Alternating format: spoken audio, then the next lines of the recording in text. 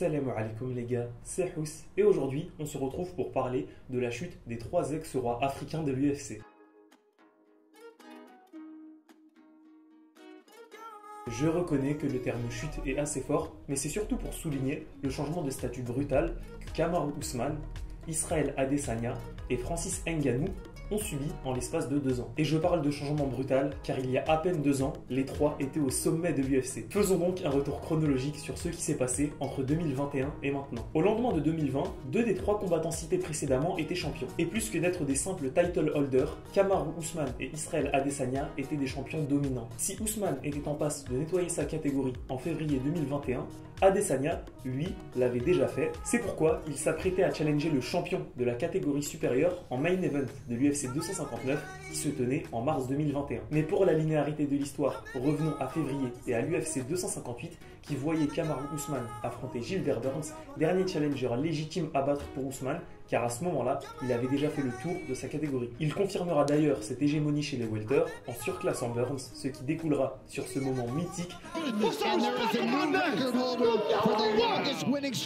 Il était ensuite temps pour son comparse nigérian de potentiellement marquer l'histoire de l'UFC en devenant double champion. Mais la double prise d'un titre n'est pas si aisée que ça, qui plus est dans une catégorie supérieure où l'écart est de 9 kg. N'ayant pas préparé de sérieuses prises de poids pour cette UFC 259, Adesanya est entré dans l'octogone à son poids naturel, ce qui ne lui a pas permis de battre un Jan Blachowicz bien plus lourd. Le Polonais a réussi à amener et à contrôler au sol un Adesanya qui ne pouvait rien faire. Et en plus de rater cette occasion de double ceinture, Adesanya a connu sa première défaite en MMA en ce soir de mars 2021. Mais une chance africaine pour le titre UFC peut en cacher une autre. Et fin mars 2021, lors de l'UFC 260, c'était au tour d'Ngannou de combattre pour la ceinture. Le contexte était d'ailleurs particulier car 3 ans auparavant, il avait déjà affronté ce même adversaire, à savoir Stipe Miocic. Mais son inexpérience avait contribué à sa défaite aux portes de l'or de l'UFC. Entre-temps, le contender avait défait 4 contenders sérieux et avait engrangé un peu plus de maturité. Mais sa brutalité et sa rapidité de KO a fait qu'entre les 2 combats contre Miocic, si l'on accepte le combat face à Lewis, il n'a passé que 3 minutes en cumulé dans l'octogone. Cependant, cela ne lui a pas empêché de brutaliser le champion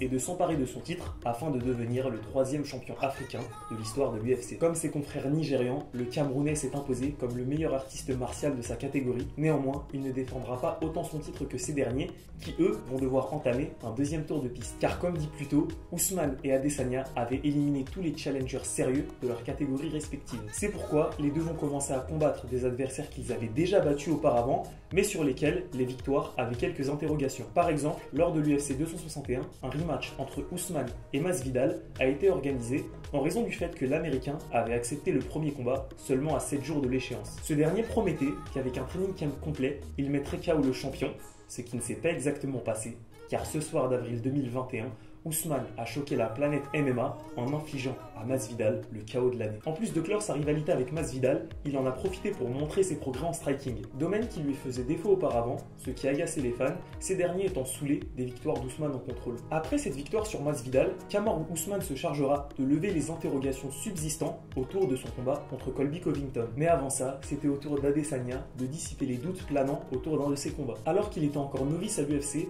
Adesanya avait défait Marvin Vettori au point par décision partagée, ce qui ne lui est jamais arrivé. Le litige autour de cette décision partagée et le fait qu'entre-temps, Marvin Vettori était monté de sorte à devenir un contender légitime font que le storytelling était tout trouvé. Le rematch sera alors programmé pour l'UFC 263 en juin 2021. Et à son tour, Israël Adesanya lèvera les interrogations en surclassant l'Italien pendant 5 rounds, remportant une décision on ne peut plus claire. Revenons-en maintenant à Kamaru Usman, pour qui la revanche contre Colby Covington a été programmée en novembre 2021 pour l'UFC 268. Si ce rematch a existé, c'est parce que, comme je l'ai dit plus tôt, quelques doutes planaient autour de la victoire de Kamaru Usman. Certains, dont Colby lui-même, jugeaient que le combat avait été arrêté trop tôt. Et mis à part cette spéculation, l'absence de challenger clair chez les welters ainsi que la spectacularité du premier volet ont accéléré ce rematch. Rematch que Kamaru Usman gagnera encore une fois, mais encore avec une petite polémique, cette fois-ci concernant la décision des juges. Je dis polémique, mais c'est surtout une partie de la communauté MMA pas forcément objectives qui pensaient que Colby avait gagné ce combat. Toujours est-il qu'à l'issue de 2021,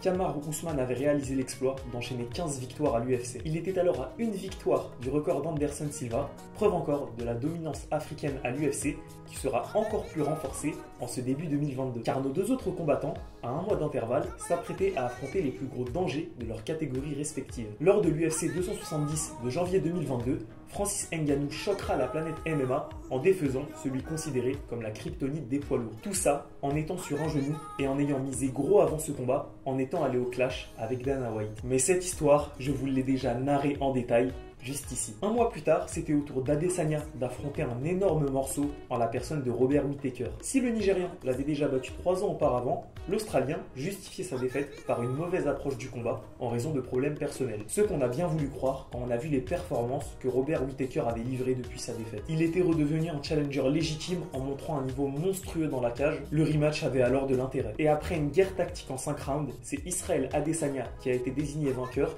non sans engendrer une petite polémique. Encore une fois, car certains fans avaient donné la victoire à Robert Whittaker. Mais techniquement, cette énième victoire du style bender cumulée aux exploits de ses confrères font que le concept des rois africains n'a jamais été aussi fort et symbolique qu'en ce début 2022. Pourtant, c'est à partir de ce moment-là que la fresque va s'effriter et que la dégringolade va commencer. Si le combat suivant pour Adesanya s'avérera être une promenade de santé contre Cannonier lors de l'UFC 276 de juillet, la suite sera beaucoup plus dramatique pour Kamaru Usman. Ayant vraiment battu tout le monde dans sa catégorie, le Nigérian s'est vu dans l'obligation d'accepter un combat contre le challenger le plus légitime de sa catégorie, en la personne de Leon Edwards. Bien que l'Anglais était sur une série de 9 victoires et que sa dernière défaite était contre ce même Usman en 2015, on sentait que la hype sportive et l'intérêt n'étaient pas hyper présents à l'approche de ce combat. On pense même qu'à l'instar d'Adesanya un mois plus tôt, ce combat sera une formalité pour Kamaru Usman. Mais vous le savez aussi bien que moi, ce soir d'août 2022, la planète MMA s'est arrêtée le temps d'une seconde. Kamaru Usman, à 1 minute de conserver son titre et d'égaler le record d'Anderson Silva,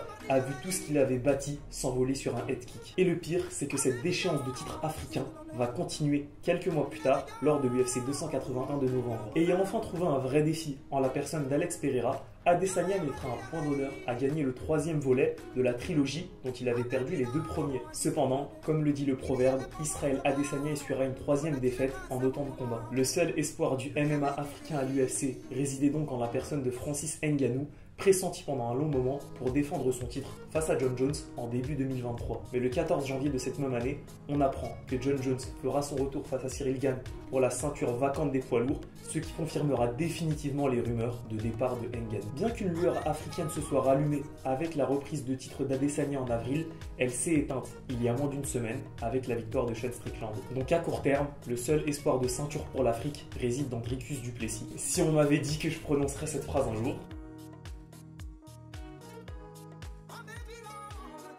En conclusion, cette épopée africaine nous rappelle à quel point le sport va vite, mais surtout à quel point le MMA est ingrat. En l'espace de 2 ans, 3 champions qui finiront à coup sûr au Hall of Fame de la discipline sont passés d'admirer et respecter à oublier, voire négliger. Et j'utilise volontairement ces termes forts car la culture de l'instant nous fait perdre toute nuance et objectivité. Mais je tiens à vous rappeler qu'avant leurs défaites respectives contre Edwards et Pereira, Kamaru Usman et Israel Adesanya étaient en pourparlers pour devenir les GOAT de leur catégorie. Bien que la place de numéro 1 était prise par 2 légendes en les personnes de GSP et Anderson Silva, moult observateurs s'accordaient à dire que les 2 Nigérians étaient déjà 2e dans l'histoire de leur catégorie et qu'en fonction de leurs exploits futurs, ils pourraient peut-être avoir cette première place. Mais un head kick et une préparation bâclée feront oublier à plus d'un la considération et le sentiment d'invincibilité qu'on avait pour ces 2 champions tout le long de leur règne. D'où l'importance de cette vidéo contextuelle. Et concernant Ngannou, la fin est tout aussi frustrante. Bien qu'elle soit plus noble en raison des motivations qui ont poussé Francis Ngannou